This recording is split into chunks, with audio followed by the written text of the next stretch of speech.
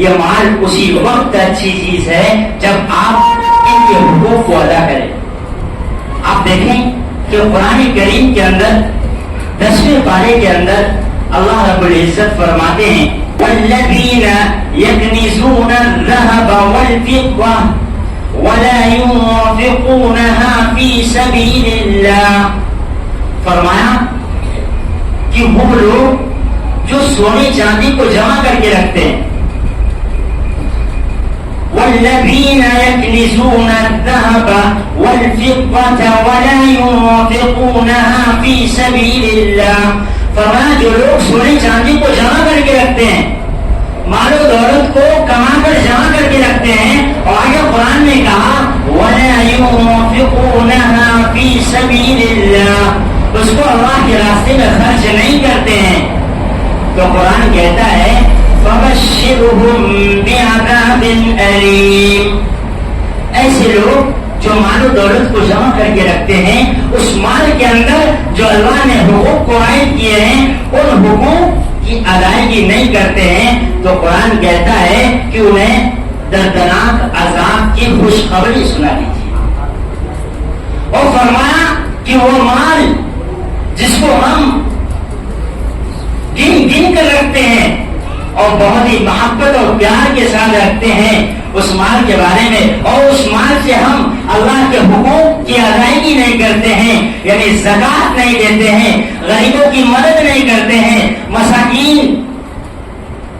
کا تعاون نہیں کرتے ہیں, اور مدارس کا امداد نہیں کرتے ہیں, اس مال کے بارے میں اللہ فرماتا ہے یوم یحمى علیہا فی نار جہنم. فرمایا کہ اس مال کو اللہ رب العزت جہنم کی آگ میں تپائے گا. یہ میں نہیں کہہ رہا ہوں, میں قرآن کا پیغام سنا رہا ہوں.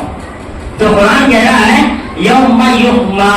علیہا فی نار جہنم, اس مال کو جہنم کی آگ میں تپایا جائے گا اور دہکایا جائے گا. اور قرآن آگے کہتا ہے فَتُقْوَى بِهَا, قرآن آگے کہتا ہے کہ اس مال کے ذریعے سے فَتُقْوَى بِهَا, قرآن آگے کہتا ہے کہ اس مال کے ذریعے سے اس صاحب مال کے پیشانیوں کو داغا جائے گا, اور فرمایا کہ اس کی پہلوؤں کو داغا جائے گا, اور فرمایا کہ اس کے پیٹھ کو داغا جائے گا. تو یہ ان لوگوں کے لیے یہ عذاب سنائی جا رہی ہے, اور اس دردناک عذاب کی خوشخبری دی جا رہی ہے جو لوگ مال و دولت کو اکٹھا کر کے رکھتے ہیں اور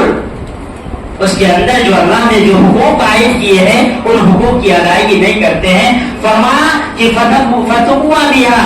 جِبَاهُهُمْ وَجُنُوبُهُمْ وَظُهُورُهُمْ هَذَا مَا كَنَزْتُمْ لِأَنفُسِكُمْ فَذُوقُوا مَا كُنتُمْ تَكْنِزُونَ. جب آدمی سے مال کا مطالبہ کیا جاتا ہے, آدمی پر زکوٰۃ فرض ہے, جب زکوٰۃ کا مطالبہ کیا جاتا ہے کہ آپ زکوٰۃ کی ادائیگی کریں, تو سب سے پہلے اس کی پیشانی پر بل آتی ہے. تو فرمایا کہ سب سے پہلے اس کی پیشانی کو داغا جائے گا. پھر جب اس سے دوبارہ مطالبہ کیا جاتا ہے مال کا,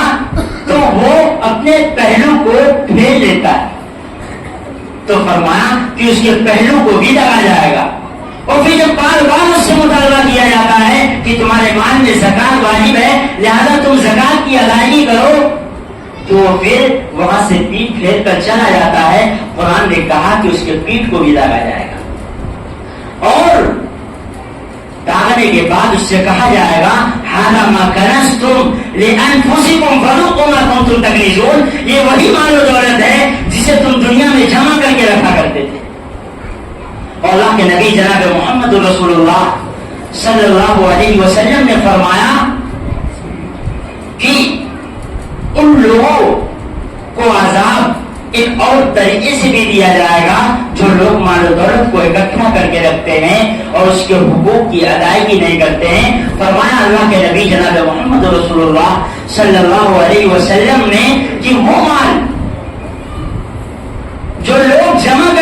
رکھتے ہیں اور اس میں سے زکات کی ادائیگی نہیں کرتے ہیں، اللہ کے بندوں کی مدد نہیں کرتے ہیں، مدارس و مکاتب کی مدد نہیں کرتے ہیں اور تعاون نہیں کرتے ہیں، فرمایا کہ اس مال کو ایک زہریلا اژدہے کی شکل دی جائے گی اور زہریلا اژدہا بنا دیا جائے گا اس مال کو، اور وہ اژدہا اتنا زہریلا ہوگا کہ فرمایا کہ اس کی آنکھوں میں 2 نقطے ہوں گے، اور فرمایا اتنا زہریلا ہوگا کہ اس کے سر کے بال بھی جھڑ گئے ہوں گے۔ وہ زہریلا سانپ اور اژدہا اس شخص کے گردن میں لٹکا دیا جائے گا جو اللہ تبارک و تعالیٰ کے حقوق کی ادائیگی نہیں کیا کرتے تھے۔ تو میرے بھائیوں، میں نے کہا کہ مال و دولت کا کمانا کوئی خراب چیز نہیں ہے،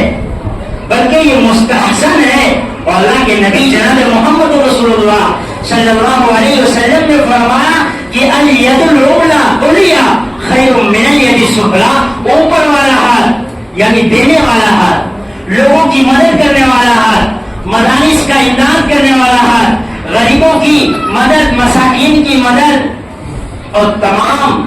راہ چلتے مسافروں کی مدد کرنے والا ہاتھ، اللہ کے نبی جناب محمد رسول اللہ صلی اللہ علیہ وسلم فرماتے ہیں بہتر ہے نیچے والے ہاتھ سے یعنی دینے والے ہاتھ سے۔ یعنی آدمی کو ہمیشہ ایسا بن کر رہنا چاہیے اور اتنا کمانا چاہیے کہ کبھی دوسرے کے سامنے ہاتھ پھیلانے کی نوبت نہ آئے۔ تو اللہ کے نبی کا یہ پیغام ہے، شریعت کا یہ حکم ہے کہ آپ مال کمائیں، بہترین چیز ہے، اور مال کا اکٹھا کرنا بھی بہترین چیز ہے۔ میں نے دلیل میں کہا کہ اگر مال کا اکٹھا کرنا خراب چیز ہے تو اللہ زکات کا حکم نہیں دیتا۔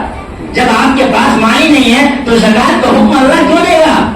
تو زکات کا حکم یہ دلیل ہے اس بات کی کہ مال کا اکٹھا کرنا بھی صحیح ہے، لیکن جو قرآن نے کہا فبشرہم بعذاب علیم، کہ لوگوں کو وہ لوگ جو مال دولت کو جمع کرتے ہیں، جو سونا چاندی کو جمع کرتے ہیں، جو روپیے پیسے کو گن گن کر رکھتے ہیں اور اللہ کی راہ میں خرچ نہیں کرتے ہیں، انہیں دردناک عذاب کی خوشخبری سنا دیجیے۔ تو وہ ان لوگوں کے بارے میں کہا گیا جو مال کے اندر جو اللہ نے حقوق عائد کیے ہیں اس کی ادائیگی نہیں کرتے۔ تو اس لیے ہم سب کو چاہیے کہ ہم سب پر کہ مال پر اللہ نے جو حقوق عائد کیے ہیں ان حقوق کی ادائیگی کریں۔